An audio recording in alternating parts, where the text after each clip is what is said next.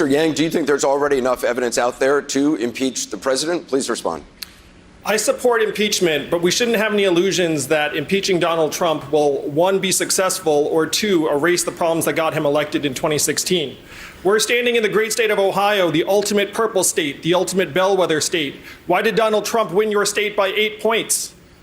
Because we got rid of 300,000 manufacturing jobs in your towns, and we're not stopping there. How many of you have noticed stores closing where you work and live here in Ohio?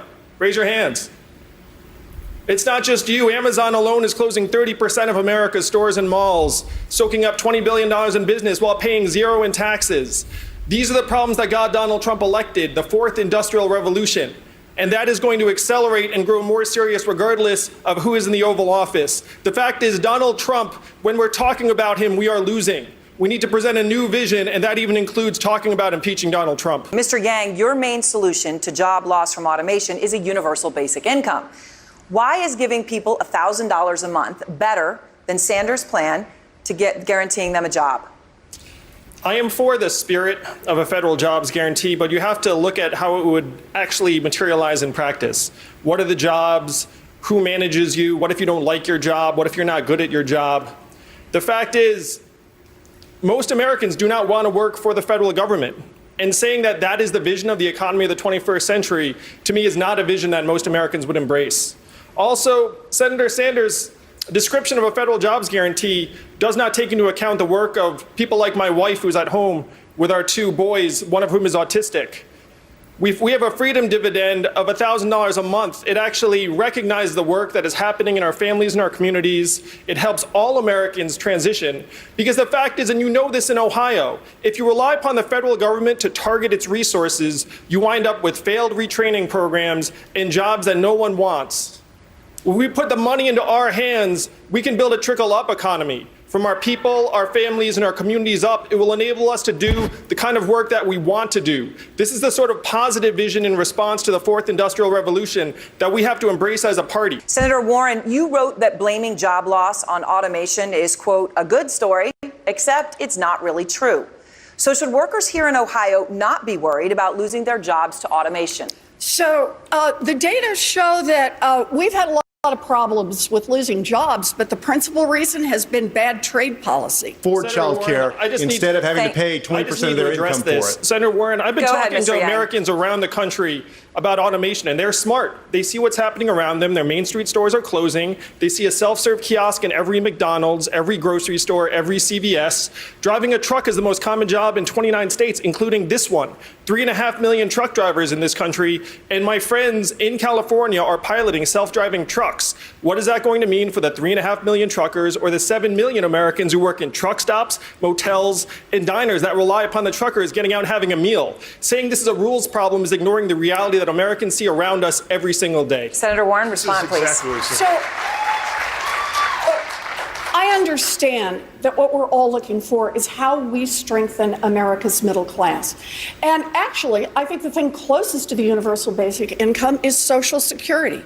It's one of the reasons that I put forward a plan to extend the solvency of Social Security by decades. It also has a provision for your wife, for those who stay home to do caregiving for children or for seniors, and creates an opportunity for them to get credit on their Social Security.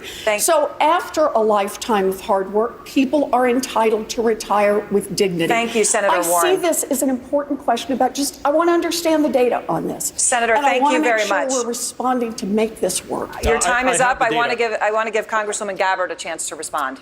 Thank you. You know, really what this is about is getting to the heart of the fear that is well-founded. As people look to this automation revolution, they look to uncertainty. They don't know how this is going to affect their jobs and their everyday lives. And I agree with my friend Andrew Yang. I think universal basic income is a good idea to help provide that security so that people can have the freedom to make the kinds of choices that they want to see. Mr. Yang, your response. Would you oppose a wealth tax?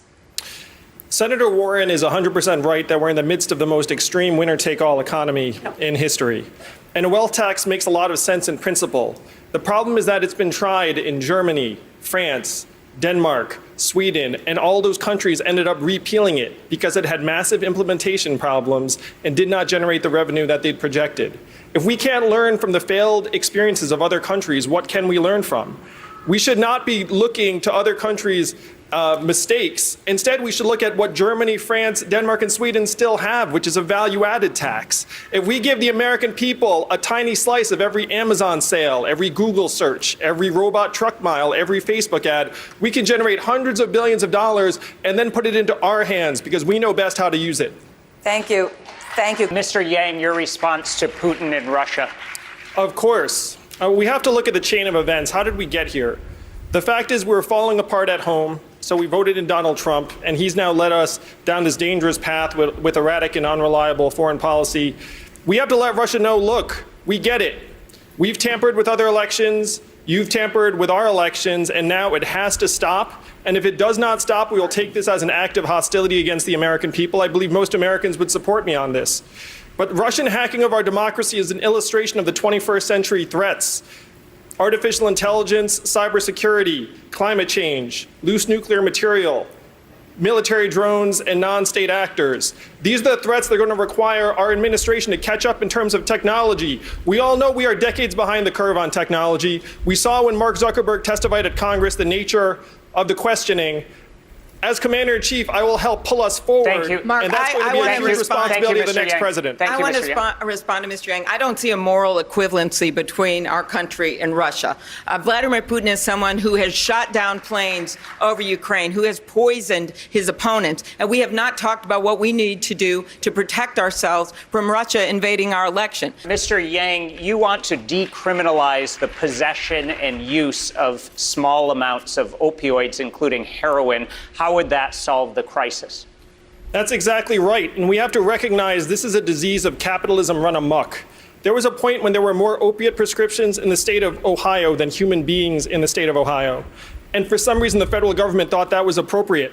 They ended up levying a $600 million fine against Purdue Pharma, which sounds like a lot of money, until you realize that company made $30 billion.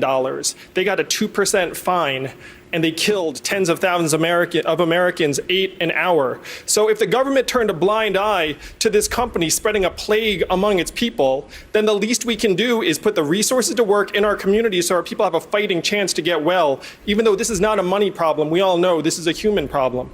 And part of helping people get the treatment that they need is to let them know that they're not going to be referred to a prison cell. They will be referred to treatment and counseling. I talked to an EMT in New Hampshire, and he said he saves the same addicts over and over again. Because the fact is, after you save someone who's ODing, you just bring them back to their house and they OD again the following week. So we need to decriminalize opiates for personal use. We have to let the country know this is not a personal failing. This was a systemic government failing. And then we need to open up safe consumption and safe injection sites around the country because they save lives. Thank you, Mr. Yang. Let's turn to the growing concerns over the power of big tech companies. Mr. Yang, Senator Warren is calling for companies like Facebook, Amazon, and Google to be broken up. Is she right? Does that need to happen? As usual, Senator Warren is 100% right in diagnosing the problem. There are absolutely excesses in technology, and in some cases, having them divest parts of their business is the right move. But we also have to be realistic that competition doesn't solve all of the problems. It's not like any of us wants to use the fourth best navigation app. That would be like cruel punishment. There's a reason why no one is using Bing today. Sorry, Microsoft, it's true. So it's not like breaking up these big tech companies will revive Main Street businesses around the country.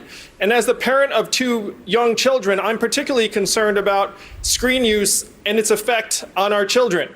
Studies clearly show that we're seeing record levels of anxiety and depression coincident with smartphone adoption and social media use. Breaking up the tech companies does nothing to make our kids healthier. What we have to do is we have to home in on the specific problems we're trying to solve and use 21st century solutions for 21st century problems. Using a 20th century antitrust framework will not work. We need new solutions and a new toolkit. That's the way we can fight back. The best way we can fight back against big tech companies is to say our data is our property. Right now, our data is worth more than oil. How many of you remember getting your data check in the mail? It got lost. It went to Facebook, Amazon, Google. If we say this is our property and we share in the gains, that's the best way we can balance the scales against the big tech companies. Yang. Last week, Ellen DeGeneres was criticized after she and former President George W. Bush were seen laughing together at a football game. Ellen defended their friendship, saying we're all different, and I think that we've forgotten that that's okay, that we're all different. So in that spirit, we'd like you to tell us about a friendship that you've had that would surprise us, what impacts it's had on you and your beliefs. Mr. Yang? First, I want to thank all the voters tuned in at home. If you don't feel like you answered you got your question answered tonight, it's understandable. There are 12 of us. I'm going to be answering voter questions for 10 straight hours this Friday. My website, yang2020.com, and if you ask your question tonight, there's a better chance I'll get to it. My surprising friendship, it's been so much fun running for president because I've gotten to meet so many Americans I never would have gotten to meet otherwise.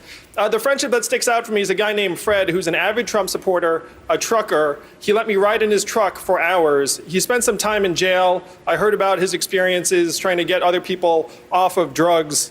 And I'm happy to say that after our ride together, he actually said that he would move from Donald Trump to my campaign, which was a thrill for me, and we've remained in touch ever since. The truth is that what happened to the 4 million manufacturing workers here in Ohio and Michigan and Pennsylvania and Wisconsin and Iowa did not care about our political party. The fourth industrial revolution is now migrating from manufacturing workers to retail, call centers, transportation, as well as to white-collar workers like attorneys, pharmacists, and radiologists. It does not care about our party. Donald Trump had a set of solutions in 2016. What did he say? He said, we're going to build a wall, we're going to turn the clock back, we're going to bring the old jobs back. America, we have to do the opposite of all of these things. We have to turn the clock forward. We have to accelerate our economy and society as quickly as possible. We have to evolve in the way we think about ourselves and our work and our value. It is not left, it is not right, it is forward, and that is where we must take the country in 2020. Mr. Yang, thank you very much.